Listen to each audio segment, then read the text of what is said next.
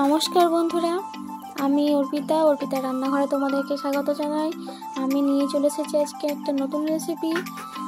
আজকে আমি বানাতে চলেছি আলু মটর পনির। দেখো, আমি পনিরগুলোকে কেটে নিয়ে গরম জলে একটু ফুটিয়ে নিলাম, সামান্য 1 চিমটে নুন দিয়ে। এবার আমি কড়াই বসিয়ে এর মধ্যে আমি রিফাইন অয়েল দিয়ে দিচ্ছি। তেলটা গরম হলে দেখো, আমি পনিরের মধ্যে সামান্য 1 চিমটে নুন আর 1 চিমটে হলুদ মাখিয়ে নিচ্ছি। এবার এগুলোকে আমি গরম তেলের মধ্যে একটু হালকা লাল লাল করে ভেজে নেব।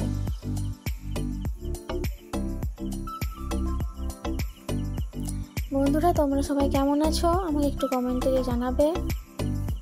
তোমরা না জানালে আমি কি করে বুঝবো যে তোমাদের সব রান্না কেমন লাগছে। দেখো, পনিরগুলো ভাজা হয়ে গেছে, আমি তুলে নিয়েছি। এবার আমি ওই তেলের মধ্যেই সামান্য 1 চিমটে হলুদ দিলাম, যাতে তেল না ছিটে যায়। এবার এর মধ্যে আমি আলু পাতলাগুলো আলু কেটেছি, আলুগুলো দিয়ে দিচ্ছি। আলুগুলো আমি 1 চিমটে নুন দিয়ে হালকা লাল লাল করে ফ্রাই করবো, যাতে আলুগুলো সেদ্ধও হয়ে যায়। দেখো, আমার আলুগুলো ভাজা হয়ে গেছে এবং পুরো সেদ্ধও হয়ে গেছে। এবার আমি ওই তেলের মধ্যে বিনস কুচিগুলো দিয়ে দিলাম।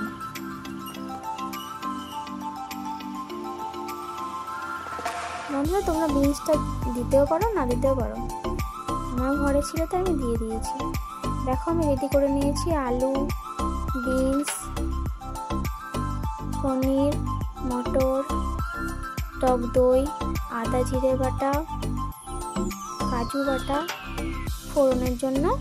এবার আমি সর্ষের তেল দিয়ে ওর মধ্যে তেজপাতা, সামান্য একটু গরম মশলা, শুকনো লঙ্কা আর একটু জিরে দিয়ে দিয়েছি। এবার আমি ওটা একটু হালকা ভেজে নিয়ে ওর মধ্যে আদা, জিরে বাটা, কাঁচা লঙ্কা বাটা দিয়ে দিলাম।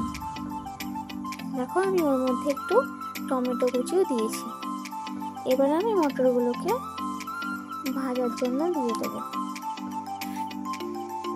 একটু হালকা নেড়ে চেড়ে আমি এর মধ্যে টক দই দিয়ে দিলাম।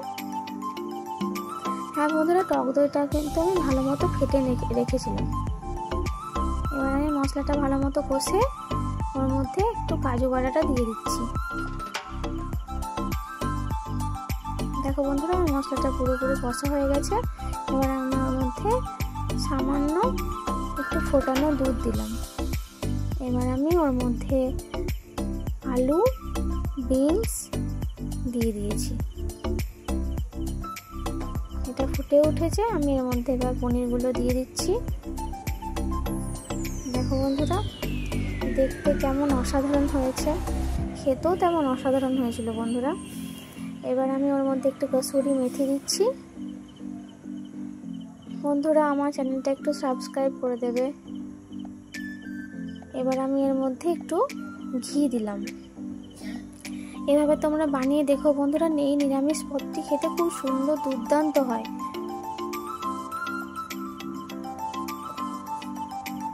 দেখো বন্ধুরা, রেসিপিটা কি সুন্দর দেখতে হয়েছে, তোমরা দেখে বুঝতে পারছো এটা কত সুন্দর হয়েছে। দেখা হবে নেক্সট ভিডিওতে। এখন পর্যন্ত টাটা।